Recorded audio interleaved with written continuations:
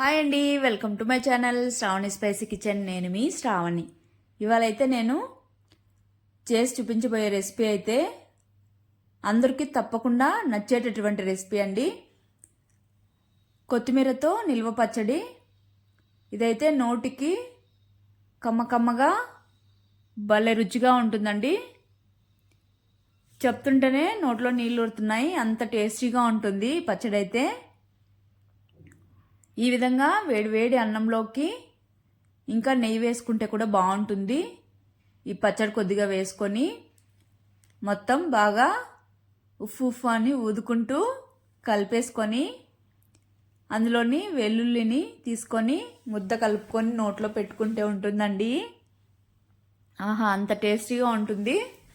ఇదైతే ముందైతే పచ్చళ్ళు పెట్టేటప్పుడైతే అమ్మమ్మలు నానమ్మలు అదే బౌల్లో కానీ లేదా పెనంలో కానీ రైస్ వేసేసుకొని మొత్తం బాగా కలిపి ఈ విధంగా ముద్దలు పెట్టేవాళ్ళు కదా. టేస్ట్ బాగుంటుంది ఆ విధంగా చేయడం వల్ల. నేనైతే ఇక్కడ ప్లేట్లో చూపిస్తున్నాను, కానీ ఆ విధంగా తింటేనే టేస్ట్ బాగుంటుంది. ఇదైతే అస్సలు మిస్ అవ్వద్దు, తప్పకుండా ట్రై చేయండి మీరైతే. లేట్ చేయకుండా ప్రాసెస్లోకి అయితే వెళ్ళిపోదాం. ముందుగా అయితే ఒక బౌల్లో వాటర్ తీసుకొని కొత్తిమీర నేనైతే 100 గ్రామ్స్ తీసుకున్నానండి. బాగా అందులోని మొత్తం క్లీన్ చేసేసుకొని వాటర్లో వేసేసుకొని కాసేపు ఇలానే పెట్టారంటే అందులోని దుమ్ము మొత్తం కిందకు వచ్చేస్తుంది వాటర్లోకి. ఆ తర్వాత ఒక 2 to 3 టైమ్స్ వాష్ చేసేసుకొని ఈ విధంగా నేను చూపిస్తున్నట్టుగా వాటర్ అన్నీ వంపేసుకొని స్ట్రైనర్లో వేసేసుకోవాలి. ఈ విధంగా స్ట్రైనర్లోనే కాసేపు ఉంచారంటే మిగిలిన వాటర్ కూడా వెళ్ళిపోతుంది.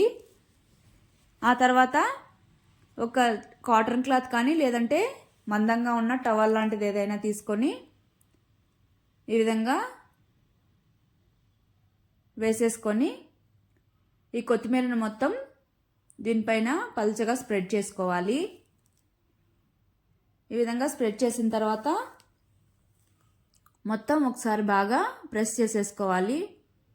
ఇలా చేయడం వల్ల మిగిలిన తేమ కూడా డ్రై అయిపోతుంది. ఆ తర్వాత ఫ్యాన్ దగ్గరైనా లేదంటే నార్మల్గా అలానైనా ఉంచేస్తే కాసేపటికి ఉన్న తేమ కూడా డ్రై అయిపోతుంది. ఇందులో అస్సలు తేమ ఉండకూడదండి, ఎందుకంటే చాలా రోజులు నిల్వ ఉంటుంది కాబట్టి అస్సలు తేమ అనేది ఉండకూడదు. ఆ తర్వాత ఒక పాన్ పెట్టుకొని ఒక 1/2 స్పూను మెంతులు వేసుకొని దోరగా వేయించుకోవాలి. మెంతులు అనేవి కాస్త వేగిన తర్వాత ఇందులోని 1 స్పూను ఆవాలు కూడా వేసుకోవాలి. ఆవాలు వేసిన తర్వాత మంటనైతే లో ఫ్లేమ్లోనే పెట్టుకోవాలండి. ఆవాలను కూడా బాగా ఇలా కలుపుతూ ఫ్రై చేసుకోవాలి. ఫ్రై అయ్యాక తీసి ఒక ప్లేట్లో పక్కన పెట్టేసుకొని చల్లారనివ్వాలి. వేడి మీదే మిక్సీ పట్టామంటే ముద్దగా అయిపోతుంది. తర్వాత అదే పాన్లో ఆయిల్ వేసుకొని కొద్దిగా మనం డ్రై చేసుకున్న కొత్తిమీరను కూడా ఇందులోకి వేసేసుకొని కాడలతో సహా వేసుకుంటే బాగుంటుంది. వేసుకున్నాక కలుపుతూ మిక్స్ చేసుకోవాలి. వేసినప్పుడు ఇంత ఉంటుంది కానీ ఫ్రై అయ్యాక కొద్దిగానే అవుతుంది, కాబట్టి మీరు చేసుకునేటప్పుడు చూసుకొని ఎక్కువగా చేసుకోండి.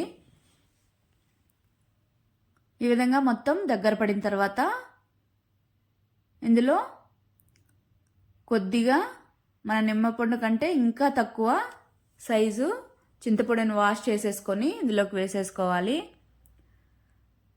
తర్వాత ఇది కూడా బాగా ఒకసారి మిక్స్ చేసేసి వేడికే ఫ్రై అయిపోతుంది.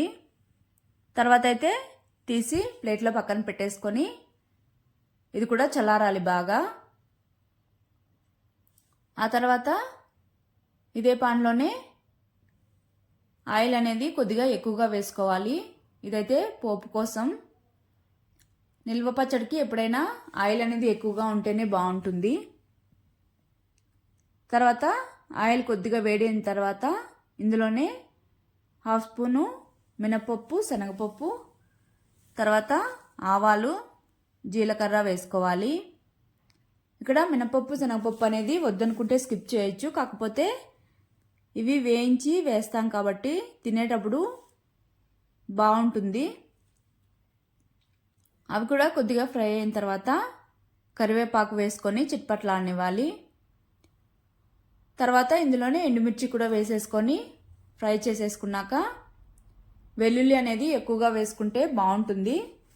కొద్దిగా కచ్చాపచ్చగా దంచుకొని వేసేసుకొని మంచిగా కలర్ వచ్చేంత వరకు ఫ్రై చేసుకోవాలి. ఇక్కడ ఆయిల్లో బాగా ఫ్రై అవుతుంది కాబట్టి తినని వాళ్ళు కూడా బాగా తినేస్తారు ఇష్టంగా. తర్వాత మిక్సీ జార్ తీసుకొని మనము వేయించుకొని చల్లార్చుకున్నాం కదా, ఆవాలు మెంతులు మెత్తటి పొడి అయ్యేంత వరకు మిక్సీ పట్టుకోవాలి. ఈ విధంగా మిక్సీ పట్టుకున్నాక తీసి ఒక ప్లేట్లో పక్కన పెట్టేసుకొని అదే మిక్సీ జార్లో మనం వేయించుకున్న కొత్తిమీరను కూడా వేసేసుకొని మరీ మెత్తగా కాకుండా కచ్చాపచ్చగా మిక్సీ పట్టుకోవాలి. ఈ విధంగా నేను చూపిస్తున్నాను కదా, కచ్చాపచ్చగానే మిక్సీ పట్టుకోవాలి. మెత్తగా అయితే పేస్ట్ లాగా అయిపోతుంది.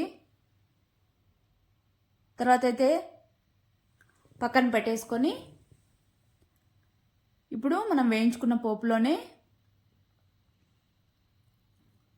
ఈ కొత్తిమీర పేస్ట్ వేసేసుకోవాలి. మొత్తం వేసేసుకున్నాక ఆయిల్లో బాగా కలిసేలాగా కలుపుతూ మిక్స్ చేసేసుకోవాలి బాగా.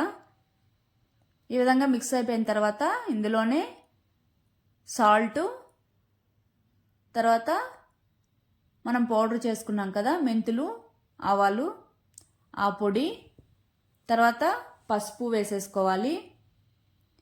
ఆ తర్వాత కారం అయితే 1.5 స్పూన్ వేస్తున్నాను. ఈ పచ్చడికి కారం అనేది కొద్దిగా ఎక్కువగా ఉంటేనే బాగుంటుంది టేస్టీగా. తర్వాత మొత్తం ఒకసారి కలుపుతూ బాగా మిక్స్ చేసేసుకోవాలి. మిక్స్ చేసేసుకొని ఒక 2 మినిట్స్ అలాగా కుక్ అవ్వనిస్తే సరిపోతుంది. ఆల్రెడీ మనం అన్నీ ఫ్రై చేసుకున్నవి వేసుకున్నాం కాబట్టి ఎక్కువసేపు కుక్ అవ్వాల్సిన అవసరం అయితే లేదు.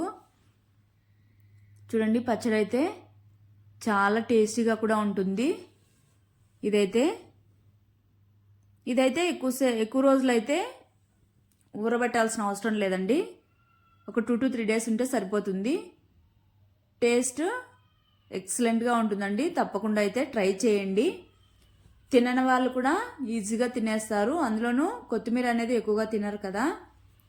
ఈ విధంగా చేసి పెట్టడం వల్ల ఈజీగా తినేస్తారు. అలానే హెల్త్ కూడా చాలా మంచిది. మీరు కూడా తప్పకుండా ట్రై చేసి మీకు ఎలా వచ్చిందో కామెంట్ చేయండి. అలానే మన ఛానల్ అయితే ఫాలో అయిపోయింది. బాయ్.